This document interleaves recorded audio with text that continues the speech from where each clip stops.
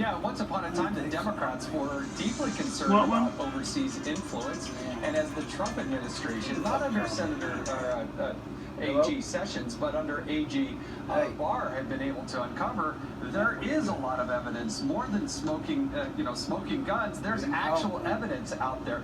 This is Attorney General Barr doing his job. It's President Trump doing his job to get to the bottom of this. All of a sudden, then pops up the Hunter Biden stuff along the way. But Brennan, in particular, has been, implicated indirectly. That is the subject of a lot of this investigation, and that as the director of the CIA and potentially Clapper, the head of the director of national intelligence, were openly involved and engaged. And if you're going to get to the bottom of the FISA abuse, you have to understand what those two gentlemen were doing or not doing. And Barr has to pursue those facts. It's no secret that John Brennan despises President Trump, and I think that's a very fair word, just given his own statements on this. Here is a tweet that he sent out a while back. He says, "Whenever you send out such inane tweets, I take great solace in knowing that you realize how much trouble you are in and how impossible it will be for you to escape American justice. Mostly, I'm relieved that you will never have the opportunity to run for public office," he said. And then let's go to the March 25th quick shot from John Brennan, where this is after Robert Mueller comes out and says we found no connection between the Trump campaign and any foreign influence from foreign governments. Here's what he said. Well, I don't know if I received bad information, but I think I suspected that there was more than there actually was. I think that was a very significant moment. And now he is still throwing shade over this Bill Barr investigation in terms of trying to find out the other side of the equation, which was never looked into by the Mueller folks for 2 years. I think Brennan and Clapper have both shown their political bias. I think they're frightened to death that the Michael Horowitz report is on the verge of coming out, that Mr. Durham has been on their tail, that the truth is going to be exposed. These are all people that thought for sure that Hillary Clinton was going to be the next president. It would have all been covered up. It would have been, people like me, when I was the chairman of the Oversight Committee, would never be able to see it. But here comes Donald Trump and gets an attorney general who is doing his job, and to actually get on a plane, go to Italy, go see it for himself is exactly what I want in an attorney general. Barr is doing the right thing. I mean, in terms of, Mifsud and Alexander Downer, that's Australia, and that was also a meeting that happened in Italy and London. These are the people that there are concerns. Were they sort of sent out there to kind of plumb the vulnerable folks who had just joined the Trump campaign and say, I've got some really great information for you? The question is, who sent them out, right? Yeah, where did the money flow? We know that the DNC and the Hillary Clinton campaign, the Democratic National Committee, the Hillary Clinton campaign, they had supposedly millions of dollars flowing overseas, something the Democrats say is so bad, but they were doing it to try to dig up dirt. And the genesis of this bogus report that was put together, the dossier to form the FISA abuse, to spy on a presidential campaign. That's exactly what Donald Trump said he was going to do, is get to the bottom of it. Well, that's what we need to know. And we'll see. We'll see what's in the IG report. We'll see what's in the Barr investigation when it all comes out. And we'll see, who's right in the end. Good to see you tonight. Jason Chaffetz, thank you very much, sir.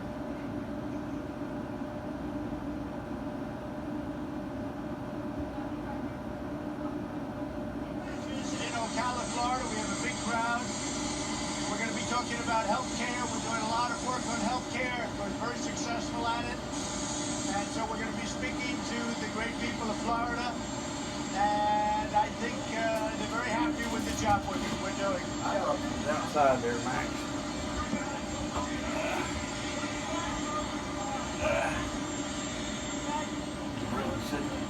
Work tomorrow. 12 closing. Well, if you look at the whistleblowers complaining, the conversation that I had was absolutely perfect, and most people that have read it say the same thing. Wow. The whistleblower never saw the conversation. He got his information, I guess, second or third hand. He wrote something that was total fiction, and now when people see that, they're not happy.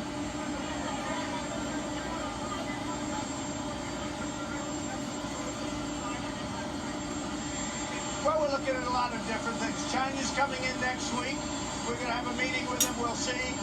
But we're doing very well. Some of the numbers, I think, are being affected by all of the nonsense, all of the politics going on in this country by the Democrats. I call them the do-nothings. They do nothing for this country. They don't care about this country. But the numbers really are looking very good going into the future. So we'll see. I have a lot of options on China. But if they don't do what we want, we have tremendous power. Someone? Well, I would think that if they were honest about it, they'd start a major investigation into the Bidens. It's a very simple answer. They should investigate the Bidens, because how does a company that's newly formed, and all these companies, if you look at, and by the way, likewise, China should start an investigation into the Bidens. Because what happened in China is just about as bad as what happened with Ukraine. So I would say that President Zelensky, if it were me, I would recommend that they start an investigation into the Bidens, because nobody has any doubt that they weren't crooked. That was a crooked deal, 100%. He had no knowledge of energy, didn't know the first thing about it. All of a sudden he's getting $50,000 a month, plus a lot of other things. Nobody has any doubt. And they got rid of a prosecutor who was a very tough prosecutor. They got rid of him. Now they're trying to make it the opposite way, but they got rid. So if I were the president, I would certainly recommend that of Ukraine.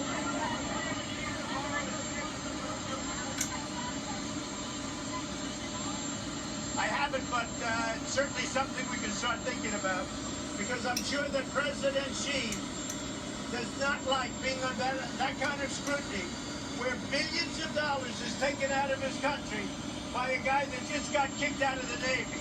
He got kicked out of the Navy. All of a sudden, he's getting billions of dollars. You know what they call that? They call that a payoff.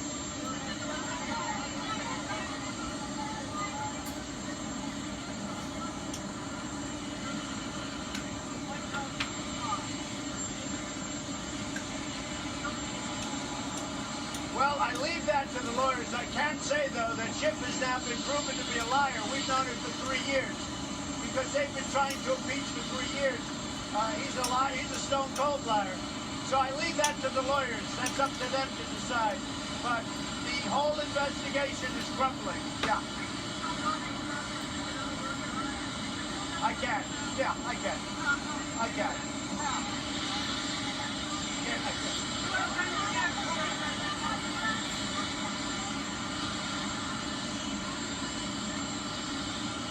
Well, we have a real problem. We've been hitting the Taliban very, very hard.